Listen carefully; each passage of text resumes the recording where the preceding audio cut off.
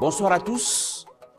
Vous êtes bien à votre grand rendez-vous orateur bantou. Ce soir, je reçois deux invités. Les deux invités sont M. Nkoro et M. Obunu Eyi. Ils vont répondre à la question d'un téléspectateur, M. Rodrigue. Rodrigue de Mwanda, vous faites un travail d'utilité publique pour la renaissance de la fierté africaine. J'aimerais que l'on discute aujourd'hui du sujet suivant: le rôle de l'écrit dans la pérennité de la culture bantou. C'est le sujet du jour. Mais avant d'aller en détail, je vais demander à mes invités de se présenter, comme d'habitude, par leur généalogie. Bonjour, Monsieur Nkoro. Bonjour. Amboulawe. Amboulou non. Le vélo. Wa chulu nga tele kuma menko. Wa chulu mo fumu dia nga nyure sam. Nga mwana ngulu tara o vomba lo asene. Meme mo sinje. Mene mwana encore. Ndala loy Laurent, ndala Opangujan, ndala Vama Ferdinand. Mo mbasanga encore njesa. Nga ba taram. Ma nyila ampo nga mwan kirblandal. Nga le même ngo ba ampo tara. Nga me bala ngo nje, mo nan kerangambira. Ndala nchaba bala le vieux Jacques Okulande. Ngempusa. Ndala Luma Jean-Baptiste. Nga Kulande Obunkale ngenganja. Ovunga. Ndala Yarengoy. Balanga Mare Paul Ngento ajwa meno mvuro abarampo mpaka kufurande mwana nkerangambe amekila ngambira hale vele uno. Merci, Monsieur Nkoro. Monsieur Obunu, Bolo. Ambolo. On est Mon kojeng ya esonon kojeng. Esonon kojeng ab ebozo eyi. Esonon kojeng ab obuneyi. Esonon kojeng ab esuneyi. Esonon kojeng ab nkomba. Esonon kojeng ab ondosumu. Esonon kojeng ab asumesono. Esonon kojeng yongusi. Esonon kojeng afanibizan. Esonon kojeng bokono. Moto monongwane ba yo umvo alu ebelokup. Moto ndefa moto f ndeng isandum. Mene wulana obuneyi tira ambe wulana eyibunu. Invamazam obuneyi eyiban esono asumombe mombe motena mozo onso bowumba mbamobunu ngba so aso ontum tumafiri afie kara koba tama mango ngozan zamara amarbo timi kana wusat sradama si zama ya mabe mkpe zokomo mba babi koko bizop zobi yema yemi kut meki achingos goseyo. Akiba. Merci à mes invités, Monsieur Nkoro et Monsieur Obunu. Merci pour votre fidélité à nos téléspectateurs. Je disais que c'est Monsieur Rodrigue depuis Mwanda qui nous envoie ce sujet. Et puisque nos fidèles téléspectateurs ont pris l'habitude de nous proposer des sujets, je rappelle ce sujet: le rôle de l'écrit dans la pérennité de la culture bantou. Chez nous les bantous, nous sommes dans la tradition orale, nous sommes dans l'oralité. Et M. Rodrigue est préoccupé sur l'avenir de notre culture, qui est sur la tradition orale. D'abord, pour commencer, M. Nkoro, quelle est votre appréciation, votre réaction par rapport à ce sujet proposé par M. Rodrigue, le rôle de l'écrit dans la pérennité de la culture bantou? Est-ce que c'est un sujet qui arrive au bon moment? Est-ce que c'est opportun d'en parler? Oui, et effectivement, tout sujet est opportun, surtout que nous vivons dans une ère de confusion, mais de grosse confusion totale, du fait que le faux a pris le pas sur le vrai et que chacun se complaît dans l'entretien de l'égalité. Il est opportun de recadrer de temps en temps certains thèmes, ramener certains thèmes pour permettre à la jeunesse, sinon à certains anciens qui ne sont pas imprégnés de ce que nous avons, par la grâce de Dieu, comme on dit, et des ancêtres, de partager nos expériences. Donc oui, le sujet est opportun, on va en débattre. Dans tous les cas, d'entrée de jeu, il faut dire que si... C'est vrai que dans un premier temps, je demandais votre réaction par rapport au sujet. Merci. Okay. Monsieur Bounou, comment vous trouvez ce sujet de Rodrigue depuis mandat? C'est un sujet complexe. Nous allons essayer de répondre à sa question. Et je ne me saurais avancer présentement si nous ne commençons pas exactement le débat. Je trouve que le sujet est intéressant et nous allons voilà, et dans le même sens, nous sommes des traditions orales. Qu'est-ce que vous pouvez dire déjà, tradition orale dans le contexte bantou? Je ne voudrais pas d'abord me lancer dans ce jeu parce que autant que nous sommes dans nos traditions, écrire a toujours un sens dans nos langues. Moi, chez moi, on dit Atili. Pourquoi ce mot-là apparaît dans ma langue? Si on suppose que mes ancêtres n'écrivaient pas, nous devons faire très attention. Pourquoi? Parce que nos ancêtres écrivaient. Ce n'est pas parce que nous avons subi une émigration à long terme, une émigration où nous étions instables pour rebâtir nos écoles. Parce qu'il faut comprendre que la première migration de l'être humain est partie de l'Afrique à travers le monde.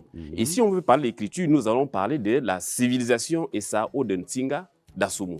Qu'on parlerait de la civilisation sumérienne, qui est une civilisation qui a commencé d'abord à initier l'écriture. On parle de l'écriture cunéiforme. L'écriture cunéiforme était des caractères gravés sur les poteries, sur les outils, parce qu'ils faisaient du commerce. Et ce sont ces peuples-là qui, 200 ans plus tard, vont apporter cette connaissance à l'Égypte antique. Et l'Égypte antique a été bâtie par nos ancêtres. On le sait très bien que l'Égypte antique a été bâtie par nos ancêtres. Et nous sommes les descendants de ces ancêtres-là. Ce n'est pas parce qu'aujourd'hui, l'Égypte a été blanchie. Mais ces peuples-là sont descendus parce qu'il y a eu des choses, il y a eu des pressions. Et ce sont ces pressions qui ont rendu nos peuples instables pour pouvoir asseoir notre civilisation et rebâtir les mêmes choses. Donc, ce qui veut dire que écrit dans nos langues, nous avons ce mot autant que nous sommes. Donc, je ne peux pas m'aventurer pour dire que nous n'avions pas l'écriture, mais nous étions obligés de nous accentuer sur l'oralité. C'est ce que je peux dire. Voilà, merci déjà. Monsieur Nkoro, qu'est-ce que vous pouvez ajouter dans le même sens, même si l'écriture a existé, c'est vrai, mais nous sommes centrés dans l'oralité. Oui, nous sommes centrés sans oublier que la base est l'écriture. Comme mon compère disait tout à l'heure, aucun objet, aucun apport qui porte un nom qu'on a désigné, on ne peut pas dire que ça n'existe pas.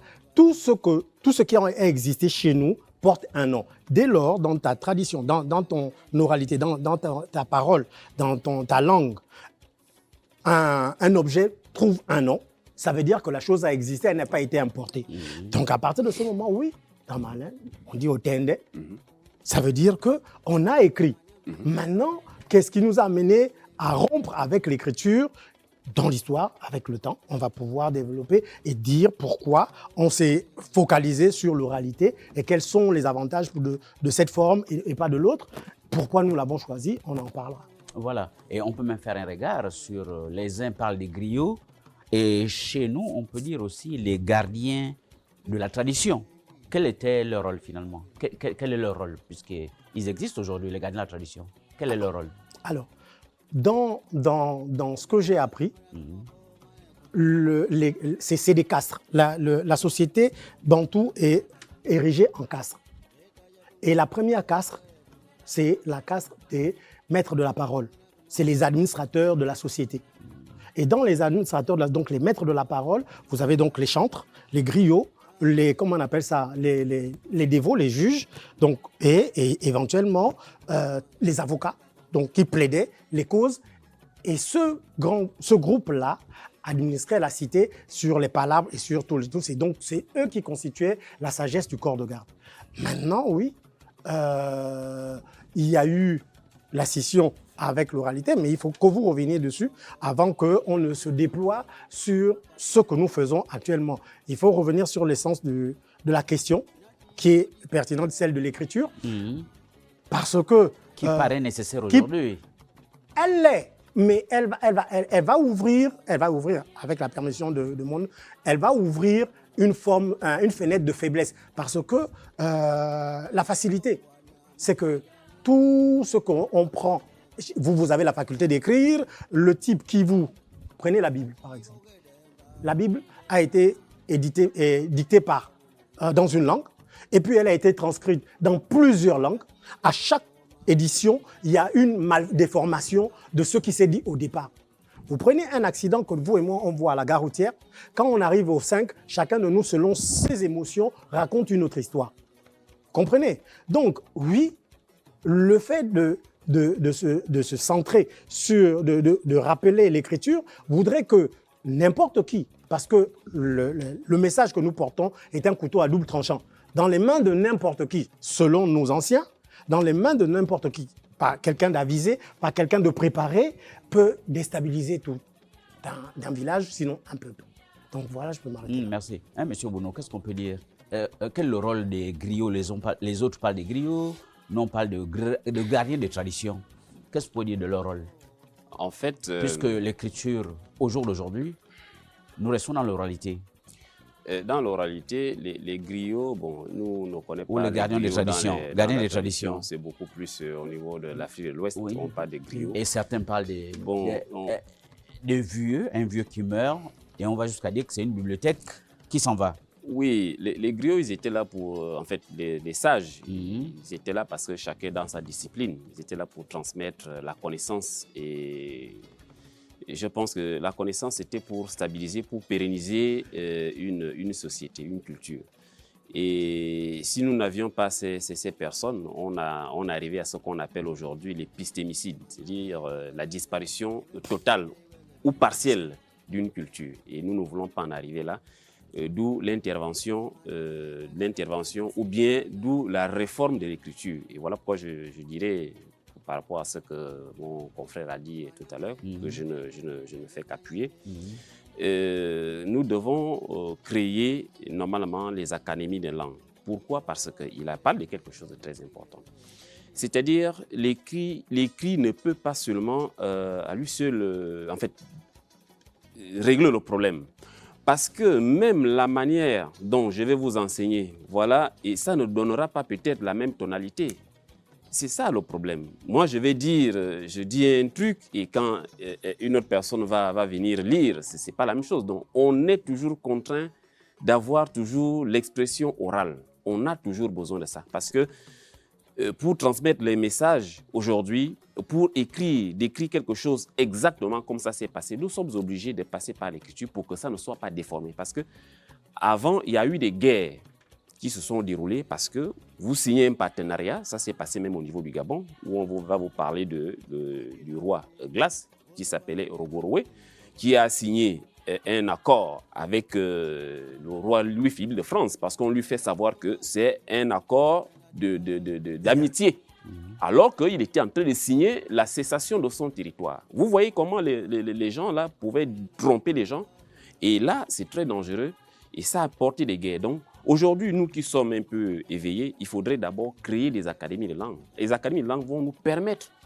de voir dans quel sens cette expression, qu'est-ce que ça veut dire chez moi, qu'est-ce que ça veut dire chez l'autre, pour éviter cette confusion. Parce que nous allons signer un accord, moi, je comprends ça à ma manière, vous comprenez ça à votre manière, lui comprend ça à sa manière, et quand on va demander maintenant d'aller dans la pratique, on va remarquer que chacun va dire non, moi, ce n'est pas ce que j'ai entendu, ce n'est pas ce que je pensais que ça devait être.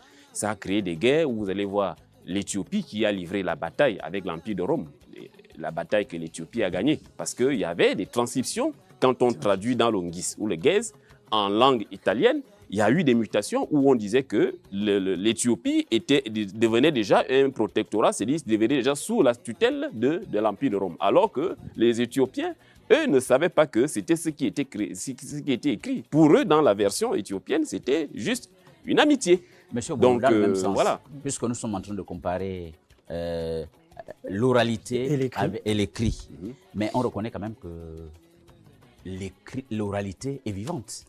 Mais l'oralité, c'est ce qui donne vie à une civilisation. Voilà, dans la transmission. Dans la transmission, parce que je vous dis, l'oralité, en principe, c'est le vecteur originel même du sacré. Vous ne pouvez pas transmettre quelque chose en déposant quelque chose qui est écrit, un texte qui est écrit, bon, débrouillez-vous, même à l'école.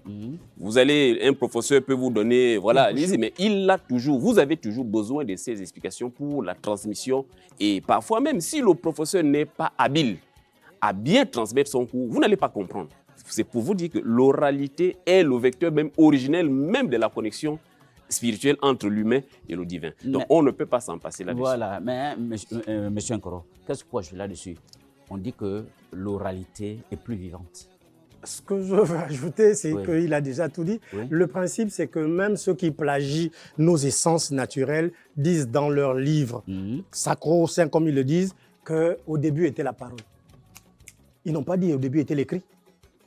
Je dis, quand ils parlent, ils disent au début, ça veut dire que le pouvoir est dans la parole. C'est pourquoi je vous ai décrit la caste des paroliers, donc des maîtres de la parole. Il y a la classe des forgerons, il y a la classe des médecins, il y a la classe des voyants. Donc, toutes ces classes-là étaient organisées, gérées pour accompagner la société.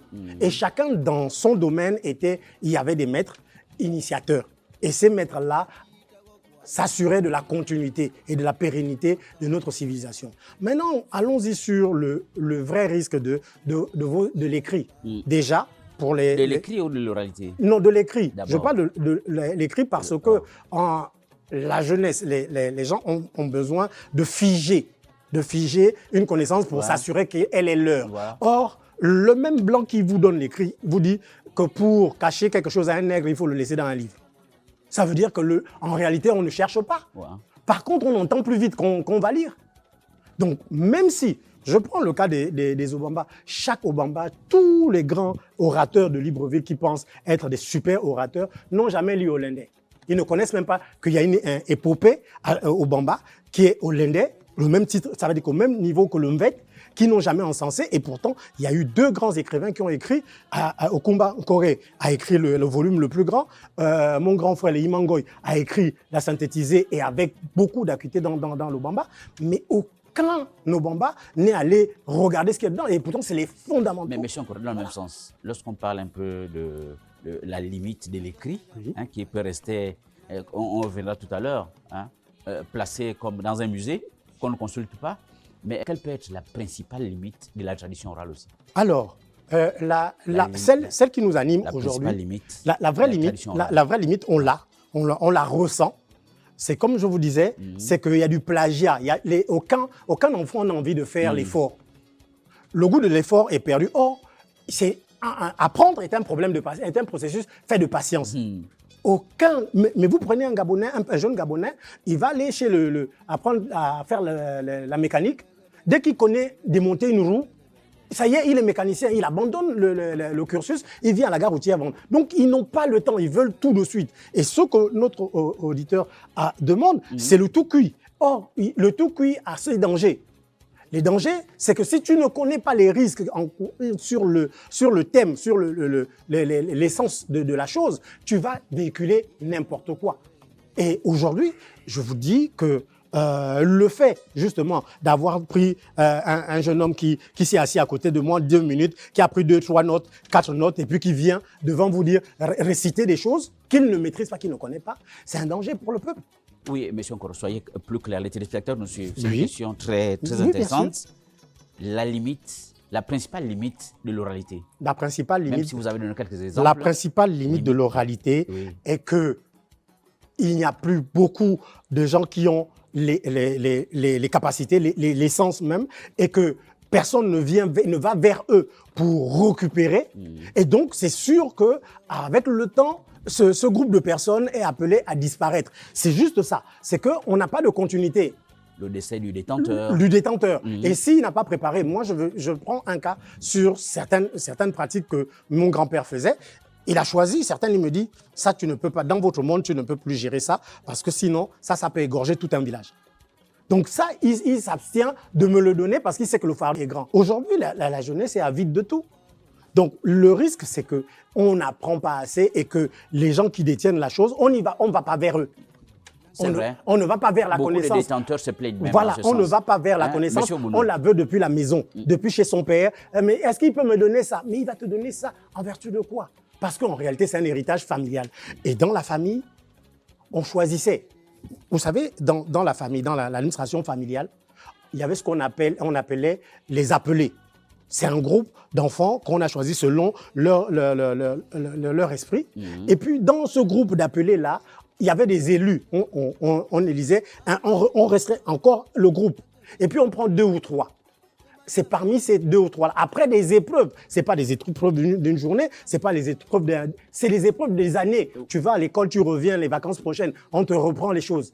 Et puis, c'est seulement au bout d'un certain temps que tu passes certaines épreuves qui font de toi, parmi les 3 là, la principale personne à qui on va léguer les choses. On va préparer les autres en spray, en se disant, si ça capote avec lui, on a ceux-là. Mais aujourd'hui, ils ne viennent pas, ni les neveux, ni les petits-fils, encore moins les enfants, chacun est... On reviendra là-dessus. Voilà. Monsieur Bounon, on veut revenir, sortir un peu la limite de la tradition orale. La principale limite de la tradition orale, c'est la perte de la langue. Parce que vous savez que quand vous perdez une langue, vous perdez toute une histoire. Pourquoi? Parce qu'on a eu, comme quand on étudie les langues, on dit les langues vivantes, parce que ça vit, nous parlons. Il y a des langues mortes. Quand une langue part, c'est une grande limite, c'est que la langue part avec toute votre histoire. La deuxième limite, je dirais, c'est la mauvaise transmission des faits réels dans l'histoire qu'on va vous raconter. Parce qu'il y a des gens, il y a des spécialistes qui transforment l'histoire, qui transforment les rites à leur guise parce qu'il a d'autres orientations. Il a peut-être soit une pression ou soit il est amoureux du matérialisme par rapport à ceux qui viennent autour de lui parce qu'on veut lui donner certains privilèges. Il va chercher à muter, à changer l'originalité même de l'histoire, du culte et tout ce que nous avons. Et dans le même sens, comment l'écriture donc peut-elle sécuriser la culture bantoue? Mais l'écriture peut sécuriser notre culture en matérialisant les rites, l'histoire, tout ce que nous avons dans leur authenticité pour ne pas transformer. C'est ça que je suis en train de parler là. Parce que si on matérialise, on écrit, on grave, on aura du mal à dénaturer. Parce que ça pourra rester là de génération en génération. Oui. Alors là, et je pense que c'est un facteur très important. D'où je parle des académies des langues, parce que l'académie des langues va nous permettre de mettre nos langues, de les muter en écriture par rapport à la tonalité de nos différentes langues. Mais M. Bounon, nos ancêtres ont transmis, les autres ont transmis. Aujourd'hui, vous avez été formé, vous êtes détenteur d'une certaine connaissance. Est-ce que l'écriture, on ne peut pas soupçonner que l'écriture peut trahir l'esprit bantou? L'écriture ne peut pas... Ou bien c'est un reproche que nous faisons aujourd'hui à nos ancêtres? Non, l'écriture ne peut pas trahir, mais nous ne pouvons pas, nous ne pouvons pas faire de l'écriture. On ne peut pas dissocier l'écriture à l'oralité. Parce qu'il y a beaucoup de rites, ou bien il y a beaucoup de choses qu'on est obligé de parler. Le parler donne une certaine orientation, une certaine connotation, un certain code. Voilà pourquoi je disais que l'écriture, en fait, l'oralité est... On ne peut pas s'en passer.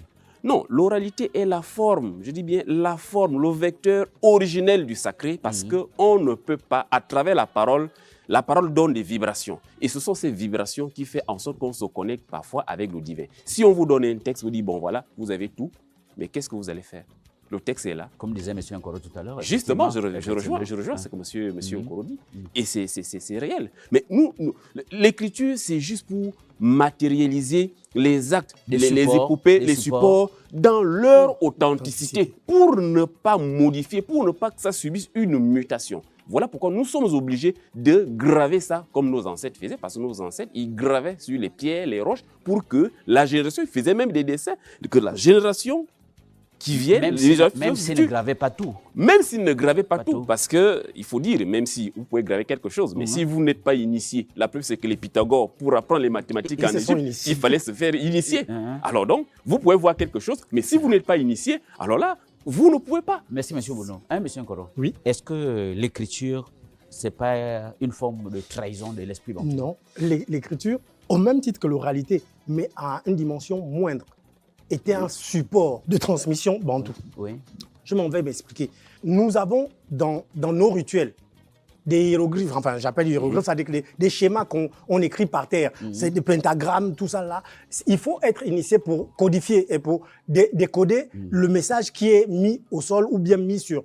Et même nous, dans nos forêts, quand on allait en apprentissage, mais il y a des signes. Les signes font partie de l'écriture. Les bases de l'écriture, c'est les signes. Or, si vous dites qu'on n'a pas eu d'écriture, comment on faisait pour laisser des informations à un neveu qui vient derrière? Si il ne nous voit pas, si tu ne me trouves pas à tel endroit, à tel ceci, tu vas trouver ça, ça, ça. Les codes sont réservés à la famille, donc à ceux qui sont initiés à la chose. Vous pouvez arriver, vous voyez des fantaisies sur le sol, vous voyez des fantaisies sur le mur, mais il n'y a que celui qui est passé par cette école-là qui peut déchiffrer le code. Donc, vous passez, et puis lui, il vous dit non, on ne part pas par là-bas. Oh, comment j'ai dit, on ne part pas par là-bas. Là-bas, si vous partez, je ne pars pas. Et là, il bloque tout le monde, il sauve tout le monde d'un danger. Parce que le prédécesseur qui est passé a laissé des signes que seuls ceux qui sont allés à cette école-là ont appris. Donc, il y a un esprit d'initiation. Et non vulgarisé. Non vulgarisé parce que je vous dis que le principe du sacro-saint, c'est ce que nous avons perdu ici. On veut vulgariser tout, ça veut dire que prendre tout à la légère. Et pourtant, comme on le disait, l'Européen vient s'imprégner des choses. Et quand il ne comprend pas, il s'initie pour mieux appréhender ce que la vue ne voit pas. Mais M. Nkoro, dans le même sens, est-ce qu'on peut conclure que nos ancêtres, même s'ils ont écrit en partie, aujourd'hui, Rodrigue de Mwanda demande le rôle de l'écrit dans la pérennité de la culture bantou. Est-ce que ce n'est pas un reproche que nous faisons à nos ancêtres? Ok. Rodrigue, quand il nous parle le rôle de l'écrit, il parle de quel écrit? L'écrit en français? Il parle de quel écrit? Parce que écrire la culture. Mais écrire notre culture, dans quelle langue? Nous revenons sur la base. Sur quelle langue? Parce que, je vais vous dire, je vais prendre un cas bête. Tous les orateurs de Libreville utilisent des proverbes, sauf que les proverbes sont mal utilisés dans leur contexte. Je prends un cas simple. En temps normal, quand vous êtes éveillé, vous savez qu'en Obamba, on dit, en français, on dit battre le fer quand il est chaud. N'est-ce pas? L'équivalent, si tu prends ça en mot à mot en Obamba, au berge, koso, c'est-à-dire que là, c'est le mot à mot. L'équivalent en Obamba de ce proverbe-là, pour lui donner le vrai sens, c'est Maran Tabo Djangamba. Et Maran Tabo Djangamba, si je te reprends ça, littéralement, c'est la graisse du mousson se mange chaude, qui est plus proche de battre le fer quand il est chaud. Et pourtant, quand il va commencer à débattre, parce qu'il n'a pas la vraie essence, il va faire le mot à mot. Et donc, il va donner le proverbe en français, avec le mauvais sens. Le mauvais esprit. Donc, ça dénature le message. Ce que je voulais dire à Rodrigue, c'est qu'en réalité, la langue qui n'est pas la nôtre ne peut pas véhiculer avec exactitude nos pensées. Donc, oui, on va faire peut-être l'effort. Ça veut dire que de codifier déjà. Ça veut dire que, parce que l'intonation, la tonalité change le sens d'une phrase. Amboulou, Mboulou, ça fait deux choses différentes. Et pourtant, si tu écris, mais c'est deux choses différentes. Donc, oui. Tout un dilemme alors. Qui écrit quoi? Et qu'est-ce qu'on est censé écrire? Et en quelle langue? Et dans quelle langue? Donc, il faut revenir à la codification de nos langues maternelles. Pour les Obamba, j'ai lu et j'ai vu le travail de Jean-Jérôme Adam, et pourtant, n'étant pas gabonais, mais c'est le premier archevêque du Gabon qui a construit les grandes églises. Il a écrit en Obamba, mais avec la phonétique Obamba qui était une bonne base. dans les éditions Raponda Walker, si vous allez, on va en trouver. C'est comme si vous prenez Marin d'eau douce de Raponda Walker, il a essayé de rapprocher le peuple mpongouais de l'essence même, donc en traduisant. Ça, on n'en a plus. On fait quoi? On vous transmet des choses erronées qui sonnent bien, mais qui sont fausses à l'intérieur. Là est le dilemme. Merci. Voilà, merci. Et dans le même sens, Monsieur Nkoro, nous sommes dans l'oralité. Oui. Prenons l'exemple des contes. Les contes, il y a un contact avec l'auditoire.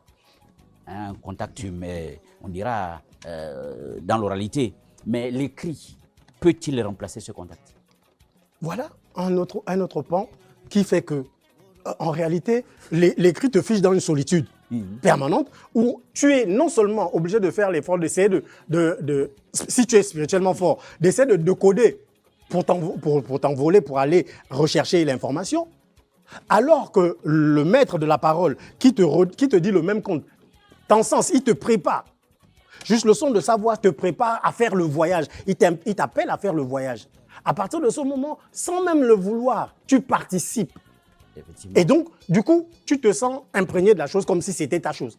C'est ça la magie que nous avons perdue. Malheureusement... Oui, M. Nkoro, M. Bounou, est-ce que l'écrit peut-il remplacer le contact humain? Prenons l'exemple du conte.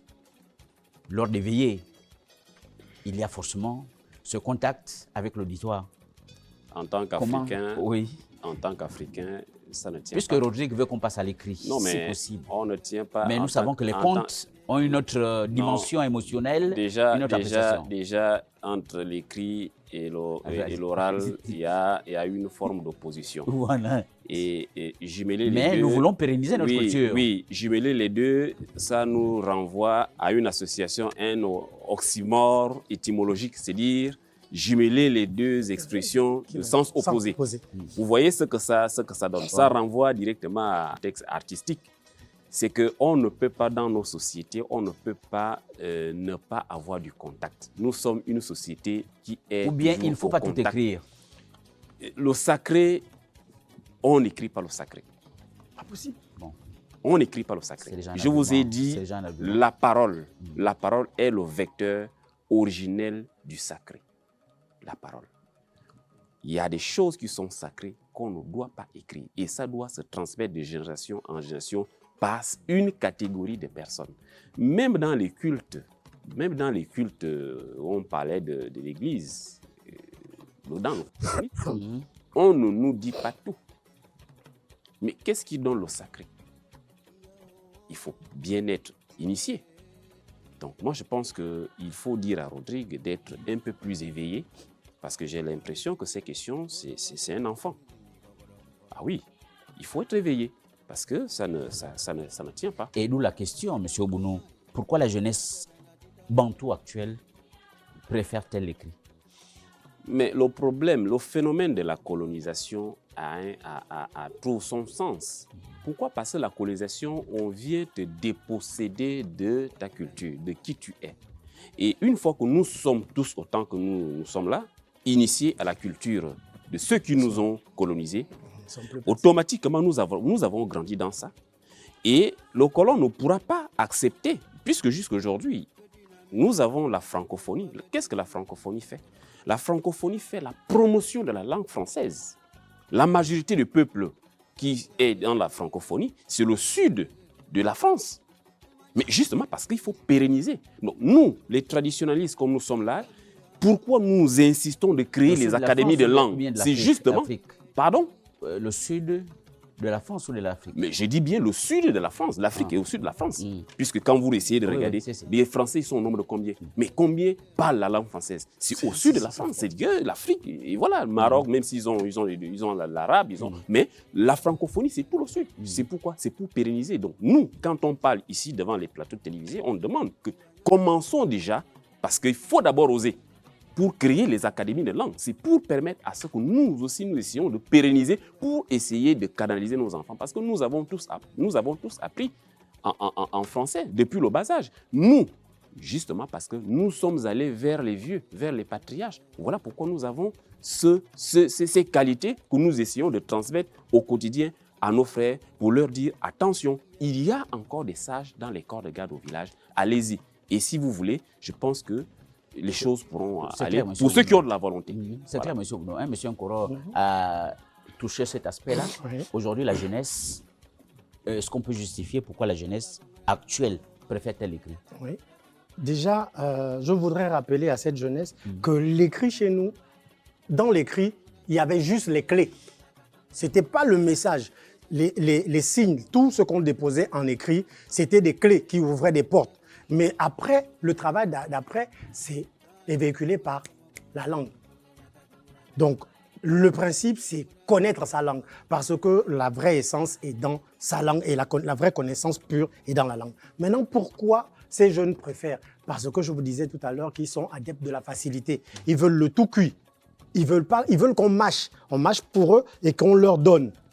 Ils estiment que, parce que notre société fabrique des bras cassés, où le père va travailler, il amène la nourriture, il mange, le gars dort, il se réveille, il veut que la nourriture soit sur la table. Dès lors, on lui demande d'aller récupérer la nourriture. C'est-à-dire qu'on a même déposé, comment on appelle ça, au village pour lui. Va chercher, va faire juste le voyage pour aller au village, récupérer ton héritage.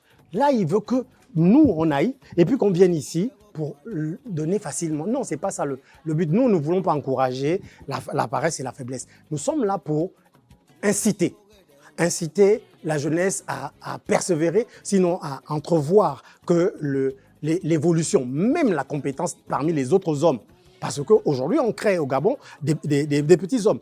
Quand le petit Camerounais vient charger, le petit Gabonais n'a que son bic et son diplôme d'ingénieur, il ne suit pas sur le terrain parce qu'en réalité, l'autre percute avant. Donc, il y a ces rudiments qui ne sont véhiculés que par la sagesse ancestrale qu'il faut aller chercher. Donc oui, Rodrigue, on va écrire, mais sincèrement, on va faire l'effort d'écrire, mais je suis convaincu, je reste convaincu que des livres que j'ai énumérés, il y en a. C'est-à-dire que d'autres avant nous ont écrit. J'aurais même honte d'écrire au-delà de ce que les Imangoy ou l'autre ont écrit, tellement c'est le monde. C'est tout notre monde. C'est comme demander à mon frère ici de réécrire l'Omvet. C'est une hérésie. Donc, c'est déjà fait. La seule chose, c'est que vous n'avez pas la capacité ou bien le courage d'aller regarder dedans. Aller regarder, c'est déjà fait. Ne nous demandez pas de faire un travail sur ce qui a déjà été écrit, par nos maîtres d'ailleurs, par nos maîtres. Mieux, pour cette académie, pour tout ce qu'on dit, allez, il y a une relique, il y a un monument qui est en train de partir. Il a presque 100 ans, l'abbé Alianga, qui enseigne le bamba avec la phonétique au bamba, avec tous les mots. Il a des tableaux, il a des livres écrits. L'abbé Alianga est derrière l'école normale. Ce serait un sanctuaire pour tous les altogovéens. Chacun pourra trouver sa bibliothèque et trouver ce qu'il veut. Donc j'oriente, j'espère que les gens iront. Merci, M. Nkoro. M. Bouno, revenons sur une parenthèse. En préparant cette émission, quelqu'un me disait que lorsqu'il discute avec un vieux pour apprendre certaines choses, lorsqu'il prend le papier, le bic, pour prendre des notes, quelque temps après, il ne retrouve plus ses notes. A contrario, lorsqu'il discute avec une personne âgée, effectivement, dans le sens d'apprendre bien des choses, lorsque c'est l'oralité directe, effectivement, il retient facilement et ça ne se perd pas. Comment pour expliquer un peu ce contraste-là? Oui, je vais vous dire que... Par l'oralité, il retient mieux. Nos langues. Mais écrire, il ne retrouve pas après ses notes. Nos langues. Comment on peut expliquer ça? Nos langues sont toujours accompagnées par l'oralité. Pourquoi? Je pense que vous avez déjà entendu un terme qui vient de chez nous, écan. Quand je dis écan, ça veut dire lettre. Quand je dis écan, ça veut dire lettre. Quand je dis écan, ça veut dire régime du palmier. Quand je dis écan, ça rentre dans le cadre de louange, prêtrise et tout ça qui englobe le peuple, ce peuple spirituel. Écan. Tu as écan. Est-ce que vous voyez un enfant qui va écrire écan? Tu me dis écan. Lequel? Il y a écan. Est-ce que vous voyez? Justement, nous ne pouvons pas écrire nos langues si nous n'accompagnons pas avec l'oralité. Justement, c'est ça le problème. Mais nous avons des sons que la langue française n'a pas. Moi, je dis mbolo, il y a un son qui sort mbolo, mais quand on écrit mbolo. Mais il y a le qu'on doit sortir dans notre académie des langues, c'est-à-dire nous allons créer un mot, comment on appelle, une voyelle qui va se prononcer. C'est là le souci, monsieur Dupindao. Pourquoi un enfant va prendre, quand il prend la note, il ne pourra pas. Il ne peut pas avoir la tonalité, il ne pourra pas.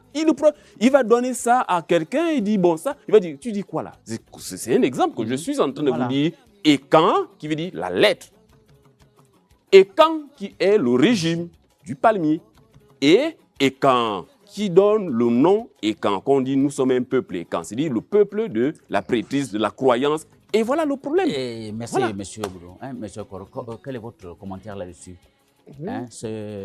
Cette personne qui disait que l'oralité, il retient facilement. Et lorsqu'il prend des notes, il a du mal à se retrouver après. Parce que déjà, il y a un interdit. Il y a que l'homme spirituel reste dans la chair juste pour vous communiquer avec vous. C'est ce que les autres ont raconté, que Jésus s'est fait chair. Mais l'être spirituel est un être à part. Et puis, il habite une chair pour communiquer avec vous. D'accord? Donc, vous n'avez aucune autorisation de le plagier. Vous pensez que c'est tout simple. Mais ce qui est ici à l'intérieur, il ne vous a pas donné. Donc, soit il vous fait un rituel, auquel cas, de ce rituel, il dit que c'est moi qui ai autorisé, c'est moi qui fais ceci. À partir de ce moment, tout ce qu'il fait, ça reste gravé. Que ce soit sur la pierre, que ce soit sur le papier, vous aurez ça.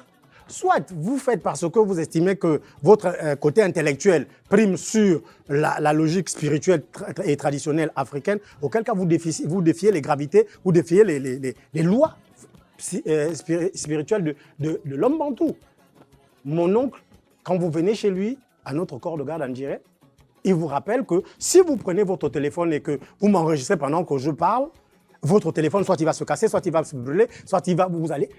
Et effectivement, ça arrive. Vrai, mais parce que ce n'est pas fait pour être donné à toi ou à toi. C'est fait pour une classe de personnes qui guident.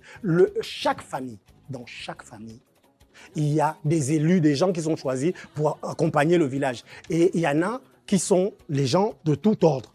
À partir de ce moment, ça ne peut pas tomber sur toi. Donc, il y a un à qui, ça veut dire que dès qu'il arrive, il s'assoit, c'est disposé. Ça veut dire que dès qu'on le récite, il a ça.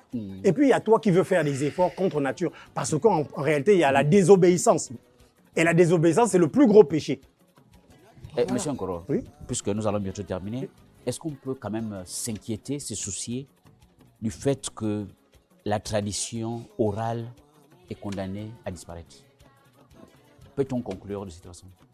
Moi, je pense que de là où on est parti, de là où mes ancêtres m'ont laissé, je ne savais pas que j'allais me retrouver à parler de ce que nous parlons ici. En fait, comme les autres racontent leur histoire, les voix des ancêtres sont impénétrables.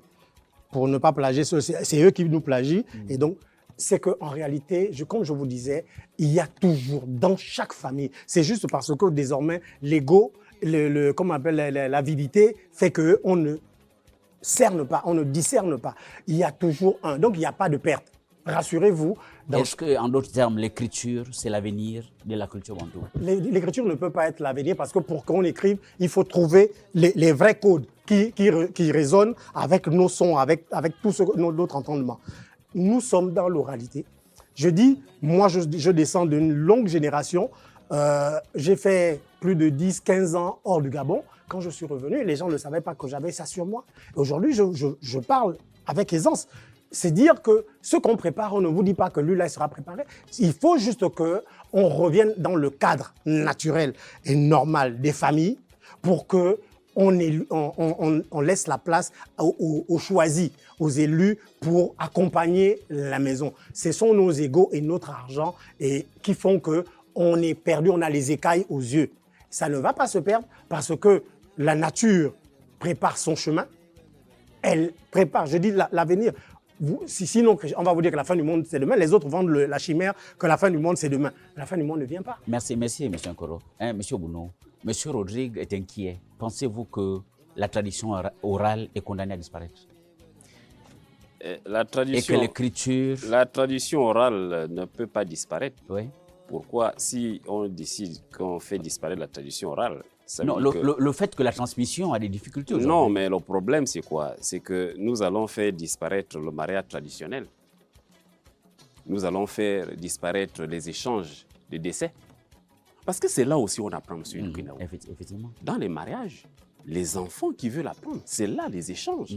Mais faire disparaître nos traditions, c'est que le mariage traditionnel... Non, la tradition orale. Mais justement, le mariage traditionnel accompagne la tradition orale. Voilà, effectivement. Donc, c'est qu'il faudrait que, comme je dirais, les Américains qui sont allés en déportation pendant l'esclavage, où dès que tu arrives là-bas, on t'enlève ton nom, c'est qu'on te vide de tout. Vous n'êtes plus, pour que vous ne vous retrouvez plus, vous ne retrouvez plus vos familles en Afrique. C'est ce qui s'est passé. Mais moi, je dis, nous, la tradition orale ne peut pas disparaître. Nous sommes un peuple hautement spirituel. En d'autres termes, M. Bounou, est-ce que l'écriture est-elle l'avenir de la culture bantou? L'écriture ne peut pas être l'avenir d'un peuple spirituel. Non, l'écriture grave, comme je vous ai bien dit, l'écriture écrite, c'est dire graver les caractères, matérialiser, c'est dire inciser. Donc, c'est juste pour donner l'authenticité de ce qui a été fait, de ce qui a été dit. Mais pour la transmission du sacré, la connexion de l'humain au divin, c'est l'oralité. Nous ne pouvons pas nous en passer parce que nous sommes un peuple hautement spirituel. Voilà. Merci, M. Bounou. Merci, M. Nkoro. Nous sommes pratiquement à la fin et nous allons penser à nos communautés cette fois-ci. Nous allons faire le résumé de tout ce que nous avons dit pour nos communautés qui ne nous ont pas très bien suivis en français. M. Nkoro, vous allez commencer? Il n'y a pas de souci. Je voudrais juste rappeler que pour tous ceux qui n'ont pas compris notre mode spirituel, c'est qu'ils n'ont qu'à commencer à écrire des lettres à Jésus comme les enfants écrivent les lettres au Père Noël en espérant qu'ils reçoivent parce que quand ils veulent parler à leur Dieu, ils parlent de voix orale, ils n'écrivent pas. Et désormais, ils demandent que nous, on abandonne ce qui nous permet de communiquer avec le divin pour écrire comme si Dieu viendra derrière lire. Bon, c'était juste une parenthèse. Oui, merci. Je vais donc essayer de conclure pour mes frères et amis de par le monde qui parlent le bamba. Abraham awobu malemba manga yuma malu adjule meme Lambert ambula be meka kol meka ma wobu nga benga la be me encore nga meme okura loba kay meme lewobe nga nchime matiga mama mo jule mpo nga bana sabe ndika esi soka atendre nga besembro mo tende jo bi ma tendre esi so eilanchi kabma ma le ongranjela balonchi barasi so amunen opundenge ka lira meme sangumun o sangumu o lir mbura mo ala nga kap mbura nchimi a lira sangumun anda si so o ya male ya so ya meme ankara ampe abemangu bala ampe yo wanda nga wande munjo ka wande barason okoro wo kame bir master matra mam mangfono nga meme abala oyu madwandi eyu wala le jabala munyama lankumula nyama ambia oje kameme opuruni wo se odambro wai wa mama yu wetra e manjo abala ocho eku amvu nga oyi wo konchina ukanganchime oyu nga be kunu ka metende wo tra onjebe metende wo tra manja tarau metende jo motende jo bun jo bib manka wa ka jenga yan nga mi chukuni moyajo mo vlawe me yankamaw mono birma ata o tra wa ble mono mengeja ngale bul me ale o tra onjeme parce que o tra jing enkala ngale mbama le siso le lobirija ngabana be odan bu mayi ga mam anchombo ayi ju absle ken kamel wa mo da bembre jesi so ilanchi bele vra le la bana mbama tira parce que mama tira mo juilo tangani e bono boro munchi me saba mbama ale vele ouais. Monsieur Bounou, le résumé pour la communauté, tout ce qu'on a dit sur ce sujet. Taraya banana. Bavemia Mbolo. Maintenant, on a bingangang balena Gabon télévision. Et si on comment? Et qui sont balena Boyo. Bive zetie vana mameyena baduno mumvo burma. Okwa bimbe kibi ya atili. Et de Basila Bondina, Yin Tilan, on ne sent l'on coba. et de me valeur so me zona untilan bum vamba ba ye matili amunya yena efie no nkobo wie atili dayina bum vamba ba ye matili beta azuna bimbe kiwi mamate bia ye mamate amotili ayiliki na bum vamba tili avala untana monamang wa tili abon di ba ye ebie bimbi bi ye modo amu efie te no nkobo wa abona unso ani bingo so ani be kibeto na dulobona ba firikara avali binga kibeso e on borba ka ba wulu mikrova o kirimi ntoko o mumbo ami ntoko mie ma boya na mi tu ana lombo sikolo na bombo yima ye inde ma vodona bitira va zamate na va bamba mo kiba miati ve abondina bisika san la untilan ya nkobo amu na nkobo onozomo ya umvon nkobo ewo ba